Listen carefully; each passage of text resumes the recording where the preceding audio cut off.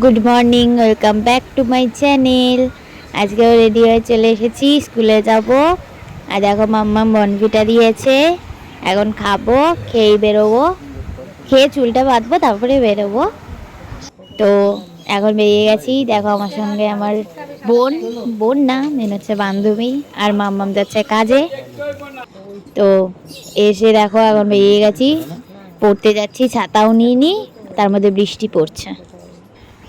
তারপর বাবা সন্ধ্যাবেলা আসার পরে কফি করেছে, আর এটা কি একটা যেন ভুলে গেছি, এটার নাম নিয়ে এসছে। তো এখন খেয়ে নিচ্ছি পড়া থেকে এসে। দেখো দেখো আমার জীবনে শান্তি বলে কিছু নেই। সকালবেলা স্কুলে চলে গেলাম, আবার এসেই পড়তে চলে গেলাম, আর এখন দেখো প্রজেক্ট নিয়ে বসেছি। মাঝে কতক্ষণ আড্ডা মারলি, ফোন ঘাটলি, সেটা বল। একটুখানি দেখো, তোমরাই বলো, আমি যদি স্কুল পড়া থেকে এসে একটুখানি ফোন না নিই তাহলে নিজের কেমন লাগবে, ওর জন্য একটুখানি ফোনটা গেলাম, আবার এখন বসতে হয়েছে। দেখো কালকেও তাই করেছি, কালকে পড়তে যাওয়ার আগে আবার এইসব ভূগোলের আঁকা দিয়েছিল ম্যাম, ওইগুলো নিয়ে বসতে হয়েছে। আমার ভালো লাগে না ফোন ঘাটতে, খুব ভালো লাগে।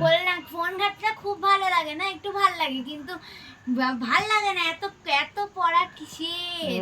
কিসে ছেড়ে দে পড়াশোনা, তাহলে আর কিসে তুমি আমাকে পিটাবে। চার চোখ আছে বা ছয় চোখ হবে? না না, একদমই না, চার চোখই থাকবে। তোমরা বলে ছয় চোখ কখনো হয় কারণ? তোর হবে এবার। আমার হবে না, কারণ হয় না যখন আমারও হবে না। হরলিক্সের কাছে এখন চশমা লাগতেই পারে, সেটা কিছু করার নেই, আমার ফোন ঘাটার দোষ সেটা, কিন্তু তাই বলে ছয় চোখ তো আর হতে পারে না বলো। ঠিক আছে, অনেক জ্ঞান দিয়েছিস। হ্যাঁ সত্যি, আমি অনেক জ্ঞান দিয়ে দিলাম।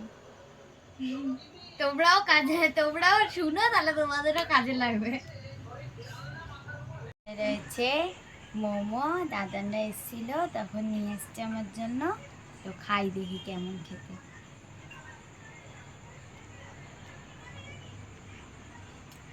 ভালো খেতে, কিন্তু স্যুপটা একটু কম হয়ে গেছে, কিছু করার নেই, খেতেই হলো।